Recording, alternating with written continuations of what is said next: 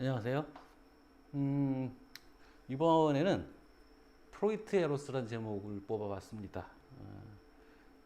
우리가 이제 그리스 고전을 읽을 때, 그 중에서 특히 이제 플라톤의 향연이나 파이드로스나 이런 이제 에로스를 다룬 작품들을 읽으면, 어, 좀 상식적으로 알고 있는 프로이트 생각이 나거든요. 그래서, 어, 뭐, 뭐라고 할까요? 사랑에 대한 어떤 대표적인 이론들이 몇 가지가 있죠. 그래서 플라톤의 에로스론도 굉장히 서양 문화에서 중요한 영향을 미친 것이고, 아구스티누스, 아구스티누스의 그 사랑에 대한 얘기도 굉장히 중요한 역사적 의미, 철학적 가치를 갖고 있고, 또 이제 19세기, 20세기에 바로 프로이트의 그 리비도, 성욕 이 문제들, 그러니까 뭐 우리의 어떤 상식을 뒤흔들어 놔서 현대를 구성하는 어떤 사건이라고 또 얘기하는 프로이트가 있어서 고전을 읽을 때 우리가 참고할 수 있는 얘기라서 아주 간단하게 뭐 심층적이지도 않고 아주 정확하지도 않습니다만 상식을 확보한다는 정도의 의미에서 프로이트 에로스와 그리고 마지막에 플라톤과의 차이점 이런 것들을 간단히 언급하고자 합니다. 자, 프로이트의 뭐 에로스라고 했습니다만 사실 에로스와 프로이트는 이제 타나토스, 죽음 충동이랑 대비를 시킵니다만 그렇게 해서 보통 이제 에로스와 타나토스가 이렇게 연결되어 있는 쌍입니다만 우리는 이제 넓은 의미로 써서 플라톤과 연결하기 위해서 이제 프로이트 에로스라고 했습니다. 그래서 우선 나를 구성하는 내가 좀 자아라고 이제 말이 이제 중복돼서 나라고 했습니다만 나를 구성하는 세 가지 종류의 자아가 있다라는 게 프로이트 생각이에요. 이드, 에고 그리고 슈퍼에고. 영어로 되어 있습니다만 이드는 라틴어예요. 라틴어로 it, 그것이란 말입니다. 좀 의미심장한 말이죠. 그러니까 사실은 자라고 부르기에는 너무 뭐랄까 비개성적인 거죠. 우리가 갖고 있는 어떤 충동들입니다. 식욕, 목마름, 성욕, 성욕은 이제 리비도라고 특별히 다루고 있습니다. 이런 것들이죠. 그래서 그러니까 뭐 he나 she가 아니고 그것입니다. id. 그리고 이제 에고가 있어요. 그러니까 우리가 이제 어릴 때부터 생각해 보면 뭐 먹고 싶으면 손으로 막 잡아먹고 오줌 마리면 그냥 바지에 싸고 똥도 싸고 막 이러잖아요. 근데 엄마가 이제 그 야단치고 뭐 배변 훈련을 시키고 숟가락으로 먹으라고 그러고 젓가락질을 배우라고 그러고 막 이러잖아요. 그래서 내가 갖고 있는 어떤 충동과 그 충동을 충족시키려는 욕구와 그 욕구를 충족시키기 위해서 사회적으로 나한테 요구하는 그 사회적 요구 사이의 중재를 해서 내 욕구를 어떻게 현실적으로 해결하는 방안을 찾아가야 되잖아요. 이제 그런 사이에서 발생하는 자아가 에고. 통제와 억제를 하는.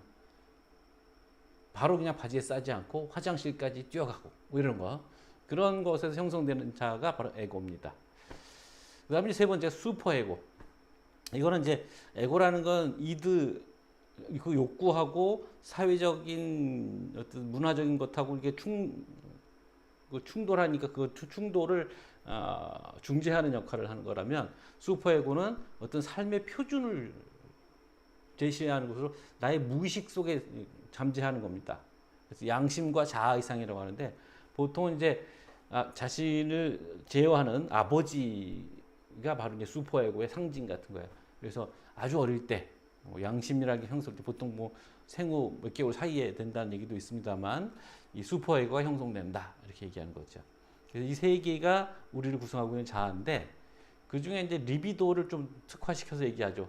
프로이트는 성욕을 굉장히 중요하게 생각하니까 이 성충동이라고 리비도라는 말 자체가 라틴어로 이제 충동이라는 뜻인데 이 성충동인데 이게 무슨 뭐랄까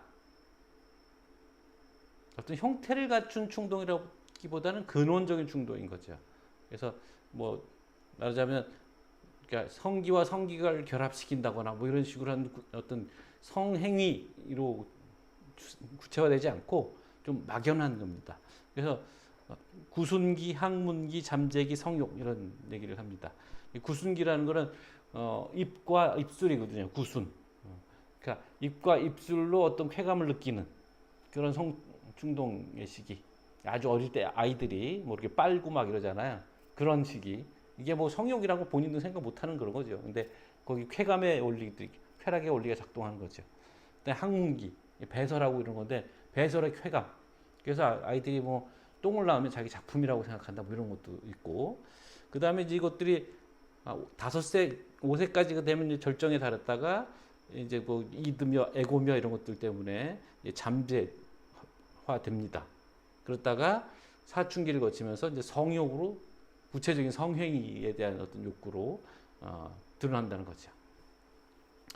여기 뭐 그래서 이제 그 다음에 이런 욕구들이 제대로 충동되지 못했을 때 무의식에 의해서 어떻게 왜곡되고 꿈이 뭐고 뭐 이런 얘기들 이제 프로이트를 유명하게 만든 얘기입니다만 우리 거기까지 이제 가지는 않겠습니다.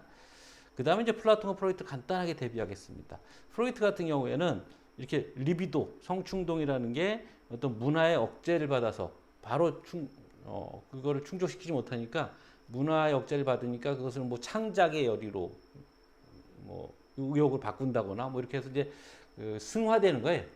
성충동이라는 것이 승화돼서 어떤 고급한 문화를 낳고 뭐 이런다는 게 이제 플라토의 설명 방식이거든요.